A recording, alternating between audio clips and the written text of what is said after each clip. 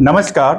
मैं ज्योतिष विज्ञ आर.के. मिश्र भागलपुर ज्योतिष व शोध केंद्र की तरफ से आप सभी ज्योतिष के प्रेमियों का हार्दिक अभिनंदन करता हूं। मेरे प्यारे ज्योतिष प्रेमियों, वैदिक ज्योतिष के अध्ययन के समय ये प्रमुख रूप से देखा जाता है कि पंच महातत्व में से एक तत्व जिसे आकाश तत्व कहा जाता है, इसके बारे में कोई समुचित रूप से व्याख्याएं नहीं की जाती है। किंतु वहीं पर तंत्र मार्ग में यदि देखा जाए तो उसमें आकाश तत्व की व्याख्याएं प्रमुख तौर पर की जाती है। आखिरकार ऐसा क्यों कि हमारे महर्षियों ने वैदिक ज्योतिष के माध्यम से जो ज्योतिषीय क्रियाएं की जाती हैं उसमें आकाश तत्व को नगण्य सा कर दिया है। आइए इस बारे में जानते हैं। वास्तव में वैदिक सिद्धांत इस ब्रह्मांड में मौजूद जितने भी भौतिक तत्व हैं, भौतिक यथार्थ हैं, उससे संदर्भित मामलों को लेकर के विवेचना प्रमुख तौर पर करता है। इसमें कहीं पर से कोई संदेह नहीं। और वहीं पर आकाश तत्व की यदि बातें की जाए तो ये परम शून्य चेतना की ओर अपने स्वरूप को निर्धारित करता हुआ दिखता है।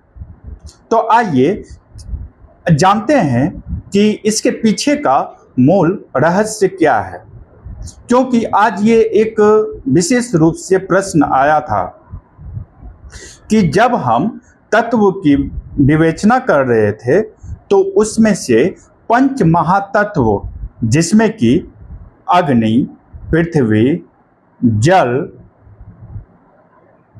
वायु और आकाश, ये पंच महातत्व के रूप में व्याख्याएं तो होती हैं, किंतु इसमें से एक सूत्र है अ, प, ब और ज, अर्थात अग्नि, पृथ्वी, वायु और जल। इन चार महातत्वों के रूप में हमारे वैदिक ज्योतिष में ग्रहों के आधार पर, भाव के आधार पर और राशियों के आधार पर इन्हीं चार मूल प्रमुख तत्वों की व्याख्याएं करते हुए सभी ज्योतिषविज्ञ दिखते हैं। किंतु कुछ ज्योतिषाचार्यों के मत से इसमें से गुरु ग्रह को आकाश तत्व से संबोधित किया जाता है। किंतु वहीं पर यदि देखा जाए तो आकाश तत्व जो कि शून्य चेतना का परिचायक है, इसके बारे में तंत्र विज्ञान, तंत्र साधन चंद्रमा को प्रमुख कारक के रूप में मानता है। वहीं पर वैदिक ज्योतिष के माध्यम से स्पष्ट रूप से यहाँ तक कि खास करके जो कि महर्षि पराशर के द्वारा वैदिक ज्योतिष के जनक के रूप में वे जाने जाते हैं, उन्होंने भी अपने ज्योतिषीय सिद्धांत के माध्यम से स्पष्ट तौर पर आकाश तत्व के बारे में, इस परम शून्य चेतना रूपी तत्व के बारे में कोई विशेष व्याख्याएं नहीं की है। किंतु क्या वैदिक ज्योतिष में आकाश तत्व के स्वरूप का निर्धारण होता है? क्या इसका प्रयोग होता है? ये प्रश्न बेहद ही जरूरी हो जाता है, क्योंकि कहीं न कहीं पर एक पंच महातत्व सिद्धांत के अनुसार एक कुंठित विचारधारा को आंतरिक स्तर पर हर एक ज्योतिष के मर्मज्ञ, ज्योतिष के विद्यार्थी और ज्योतिष के आचार्यों के हृदय प्रदेश में घर किए हुए बैठा है। वास्तव में क्या ये आकाश तत्व वैदिक ज्योतिष में भी कार्यशील हैं? तो यदि मेरे निजी शोध के अनुसार और मेरे निजी अनुभव के अनुसार यदि देखा और समझा जाए तो मैं ये कह सकता हूँ कि जी हाँ, जिस पंच महाभूत की कल्पना हमारे महर्षियों ने पूर्व काल में की और जिस पंच महाभूत के आधार पर इस संपूर्ण ब्रह्मांड में मौजूद जितनी भी सृष्टियां हैं, उसके रचना में पंच महाभूत का विशेष योगदान रहा है, तो वैदिक ज्योतिष में भी पंच महाभूत के आधार पर आकाश रूपी महातत्व का विशेष योगदान रहा है। माफ कीजिए, मैं शिव के उपासक और शिव को मानने वालों में से हूँ और शिव के उपासक गण और शिव के शिष्य होने के नाते इसी पंच महातत्व को पंच महाभूत से संगित करते हैं। ये विष्णु के जो उपासक होते हैं इसी पंच तत्व को पंच महातत्व से संबोधित करते हैं, तो वहीं पर शिव के उपासक इसी पंच महातत्व को पंच महाभूत से संबोधित करते हुए दिखते हैं। इसमें कहीं पर से कोई संदेह नहीं होना चाहिए। मेरे प्यारे ज्योतिष प्रेमियों, आकाश तत्व परम शून्य चेतना का परिचायक है। आकाश तत्व के स्वरूप को यदि देखा जाए तो आकाश तत्व हर एक स्थान पर विराजमान है।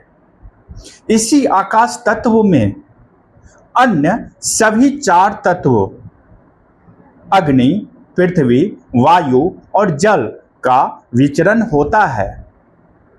ये आकाश तत्व सर्वत्र है। आकाश तत्व को साधने से ही तो तंत्र साधना में, तंत्र मार्ग में सिद्धि मिलती है।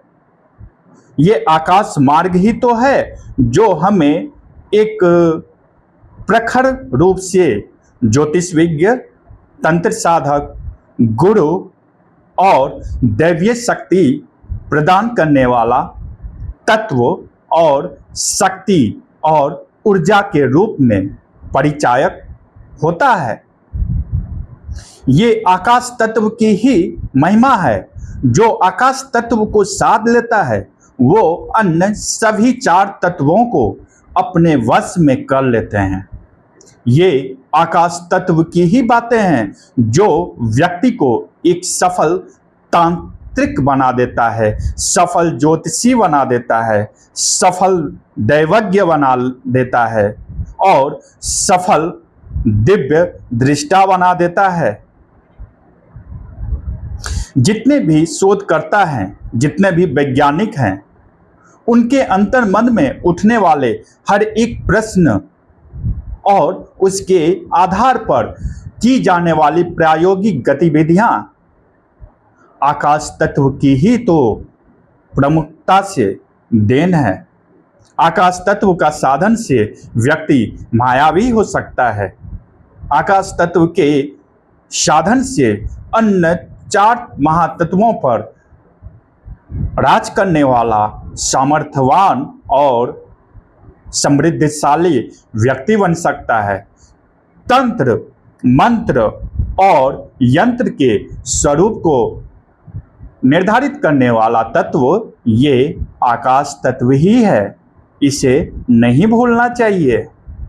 आकार, प्रकार, रूप, रंग, भाव, चेतना, ये सभी जो ब्रह्म के स्वरूप हैं, ब्रह्म के परिचायक हैं, ये सभी ब्रह्म के उस सूक्ष्म जगत की व्याख्याएं करते हैं जो आकाश तत्व से ही परिलक्षित होते हैं।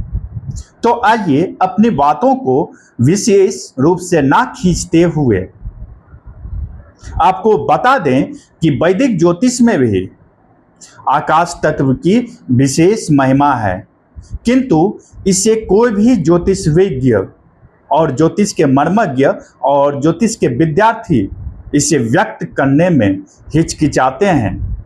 वे जानते हैं किंतु वे व्यक्त करने में हिचकिचाते हैं, क्योंकि वैदिक ज्योतिष के या फिर अन्य किसी भी ज्योतिषीय विधा में आप जाएं तो उसका क्लासिकल टेक्स्ट बुक में जितने भी हैं, चाहे बृहद पराशर होरा शास्त्र हो या फल दीपिका हो या फिर हमारे पास बृहद ज्योतिषार हो या फिर संकेत निधि हो या फिर ज्योतिष रत्नाकर हो, जितने भी पुस्तक हैं जो क्लासिकल टेक्स्ट बुक के रूप में ज्योतिषीय विधा को प्रदान करने वाले पुस्तक के रूप में व्याप्त हैं, वे सभी इस बारे में चर्चा करते हुए नहीं पाए गए, किंतु ये हैं। कहाँ हैं? तो आइए इस बारे में आप सबों के समक्ष एक चर्चा करें। मेरे प्यारे ज्योतिष प्रेमियों, आपको मैंने अभी थोड़ी देर पहले ही सांकेतिक रूप से ये बता दिया कि आकाश तत्व में अन्य सभी 4 प्रमुख महातत्व विद्यमान है। जो आकाश तत्व को जो समझ लेता है वे सभी अन्य पंच महातत्व के अंतर्गत 4 महातत्वों पर राज करना शुरू कर देता है। जिसने आकाश तत्व को साधा वो व्यक्ति को समृद्धशाली और सामर्थ्यवान बना देता है। जो आकाश तत्व को जान लेता है वो साधनाओं में प्रवीणता हासिल कर लेता है। ये आकाश तत्व रूपी तथ्य को वैदिक ज्योतिष में कहां से परिलक्षित करें और कैसे देखें, तो आइए इस पर चर्चा करें। यदि आप देखें तो ग्रहों को वैदिक ज्योतिष में ग्रहों को 4 प्रमुख महातत्वों में बांटा गया। राशियों को भी बांटा गया और भावों को भी बांटा गया। तो आइए इसे देखते हैं। जैसे कि भाव के आधार पर यदि देखें तो मेष राशि को अग्नि तत्व कहा गया, वृषभ राशि को पृथ्वी तत्व कहा गया, मिथुन राशि को वायु तत्व कहा गया, वहीं पर कर्क राशि को जल तत्व कहा गया। इसी तरह से धर्म त्रिकोण को अग्नि तत्व कहा गया, वहीं पर अर्थ त्रिकोण को पृथ्वी तत्व कहा गया, वहीं पर काम त्रिकोण को वायु तत्व कहा गया और वहीं पर मोक्ष त्रिकोण को जल तत्व कहा गया। और आप सभी जानते हैं कि धर्म त्रिकोण कौन है? 1, 5 और 9 अर्थात मेष, सिंह और धनु। वहीं पर अर्थ त्रिकोण में कौन कौन है? तो मकर, वृषभ और कन्या। वहीं पर काम त्रिकोण कौन है? तुला, कुंभ और मिथुन। वहीं पर मोक्ष त्रिकोण कौन है? तो कर्क, वृश्चिक और मीन। तो इस तरह से हमारे महर्षियों ने इस 4 त्रिकोणों के आधार पर तत्वों की विशेष रूप से व्याख्याएं की हैं। किंतु यदि संपूर्ण भाव की स्थिति यदि देखी जाए तो जन्म कुंडली में चाहे कोई भी व्याख्याएं की जाती हों, जन्म कुंडली के माध्यम से कोई भी फलादेश किया जाता हो, उसमें से भाव की स्थिति ऐसी है कि वे अपना कोई रूप, रंग, आकार, प्रकार निर्धारित करके समुचित रूप में नहीं दिखते हैं। इसीलिए इसे आप इस तरह से आप जाने कि 12 लग्न और 12 राशियों के आधार पर भावों की स्थितियां, रूप, रंग और स्वरूप अलग अलग होता हुआ दिखता है। ये भाव जो प्रत्यक्ष तौर पर प्रत्यक्ष स्वरूप को एक समुचित रूप में अपने आप को दृष्टिगोचर ना करते हुए ये भी सूक्ष्म रूप से और यहाँ तक कि जो दिव्य दृष्टा है उनकी दृष्टि में प्रत्यक्ष रूप से आकाश तत्व की भूमिका को निभाता हुआ दिखता है। ये जो जन्म कुंडली में जो 12 भाव की स्थितियां हैं, ये ही मूल रूप से आकाश तत्व का परिचायक बनता है। वहीं पर ग्रहों की यदि स्थिति देखी जाए तो कई ज्योतिष के आचार्यों और ज्योतिष के मर्मज्ञों ने, और यहाँ तक कि यदि आप गूगल पर भी अगर आप करके देखेंगे और यूट्यूब पर भी यदि आप करके देखेंगे, तो उसमें गुरु ग्रह को आकाश तत्व के कारक ग्रह के रूप में व्याख्या करते हुए देखा व पाया गया है। किंतु मेरी दृष्टि में ब्रह्म का जो स्वरूप है, जिसके आधार पर देवगुरु बृहस्पति गुरु ग्रह की परिकल्पना की गई है, उस ब्रह्म स्वरूप को जब गहराई से जानते और वह समझते हैं तो पाते हैं कि ये अव्यक्त से व्यक्त को निर्धारित करने वाले यथार्थ को परिलक्षित करते हैं। ये ठीक उसी प्रकार से अव्यक्त से व्यक्त स्वरूप को निर्धारित करने वाले तथ्य को परिलक्षित करते हैं, जिस प्रकार से कि आप एक मिट्टी में मूर्ति की कल्पना आप कर लें। जैसे कि एक कुम्हार जब मिट्टी को सानता है या फिर एक जगह मिट्टी को जमा करता है, क्या उसमें उस दैवीय मूर्ति जिसकी हम और आप पूजा करते हैं, क्या उसे देख सकते हैं? क्या उसे समझ सकते हैं? तो ये ब्रह्म का जो स्वरूप है, देवगुरु बृहस्पति उसी अव्यक्त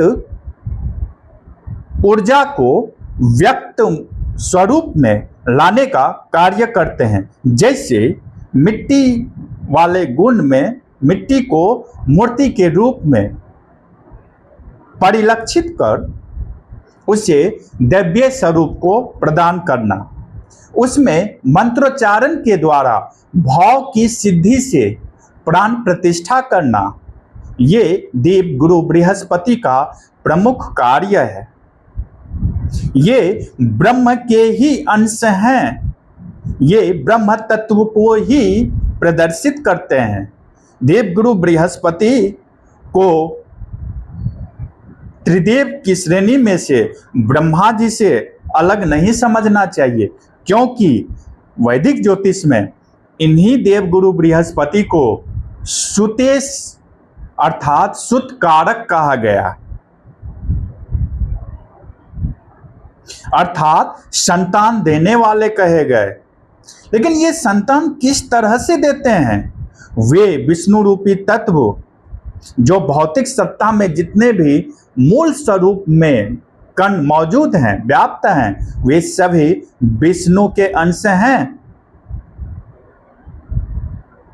अर्थात उस विष्णु रूपी परम ब्रह्म स्वरूप तत्व जिसे पंच महातत्व और पंच महाभूत से संगित किया जाता है, उसके आधार पर उसके सहयोग से निर्मित एक व्यक्त स्वरूप, ये हमारे गुरु ग्रह का मुख्य रूप से कार्य है।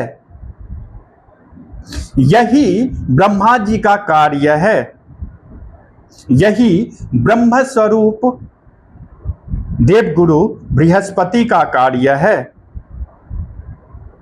धर्म, नीति, ज्ञान, साधना, सिद्धि और रहस्यों को ज्ञान के रूप में व्यक्त करके दृष्टिगोचर करना, ये देवगुरु बृहस्पति का प्रमुख रूप से कार्य है।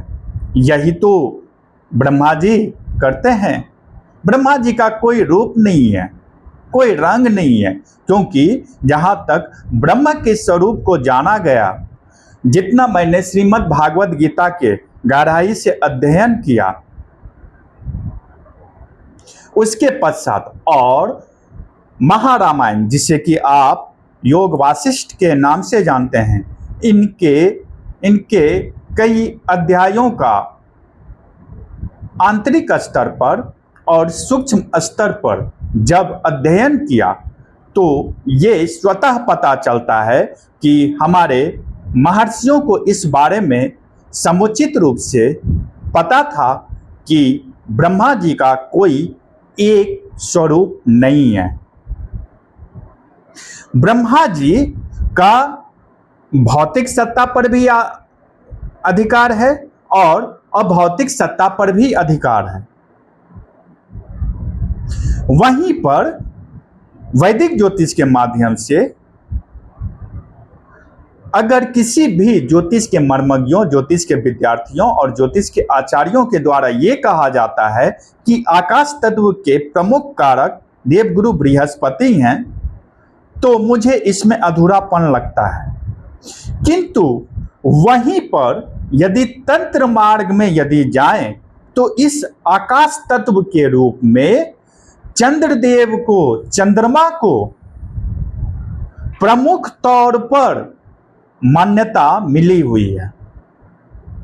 जो मुझे समझ में आता है कि ये भौतिक सत्ता और अभौतिक सत्ता दोनों के आधार पर यदि चंद्र के कारकत्व को यदि देखें और चंद्रमा के मूल स्वरूप को देखें व समझें तो इस बात को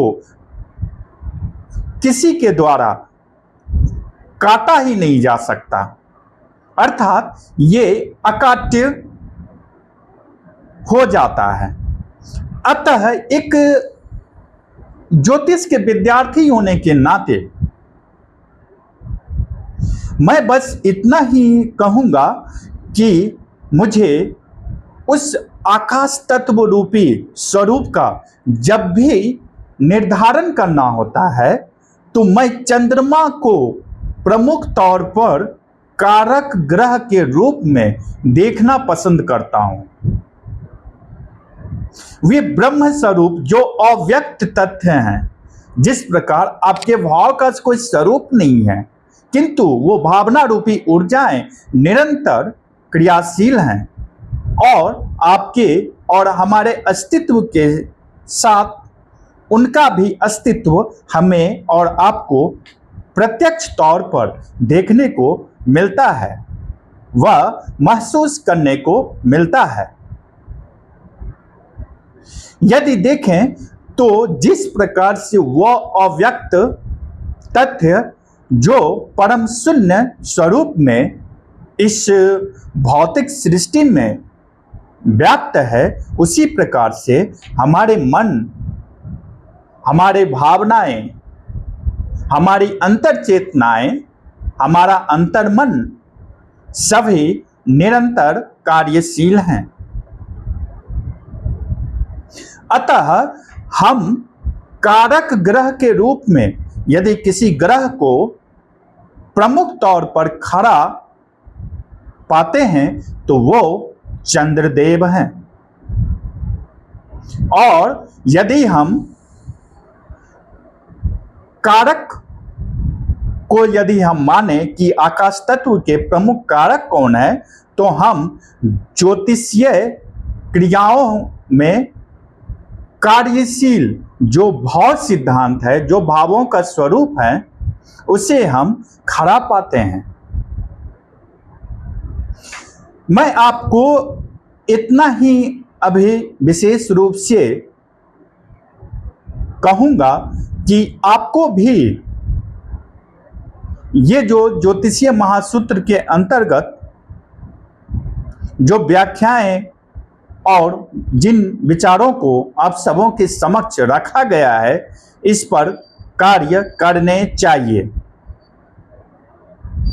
आशा है कि आप सभी ज्योतिष के प्रेमियों को आज का ये पांचवा महातत्व जो अज्ञात रूप से हमारे वैदिक ज्योतिष के कार्य में कार्यशील हैं, इनके प्रत्यक्ष स्वरूप का दर्शन हुआ होगा और आज का ये विवेचना आप सबों को बेहद ही पसंद आया होगा।